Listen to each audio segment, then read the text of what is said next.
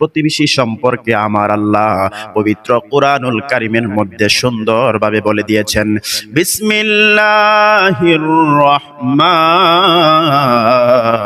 রহিম।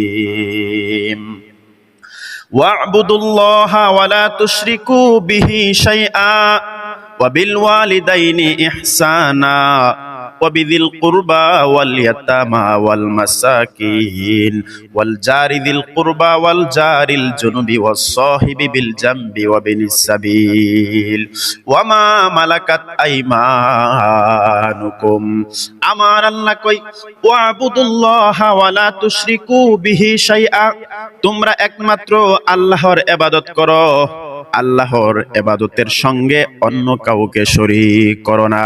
এরপরে আমার আল্লাহ কই ওয়া বিল ওয়ালিদাইনি ইহসানা, তোমরা তোমাদের পিতামাতার সাথে ভালো আচরণ করো। এরপরে আমার আল্লাহ কই ওয়া বিযিল কুরবা, তোমরা তোমাদের নিকট আত্মীয়দের সাথে ভালো আচরণ করো। এরপরে আমার আল্লাহ কই ওয়াল ইয়াতামা, ইতিমদের সাথে ভালো আচরণ করো।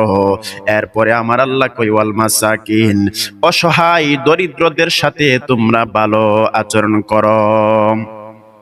ওয়াল জারি যিল কুরবা ওয়াল জারিল জুনুবি, তোমরা তোমাদের নিকট প্রতিবেশীর সাথে ভালো আচরণ করো। তোমরা তোমাদের দূরবর্তী প্রতিবেশীর সাথে ভালো আচরণ করো। আপনার পাশের ঘরের পাশের যে ঘরটার মানুষ, তারা আপনার প্রতিবেশী।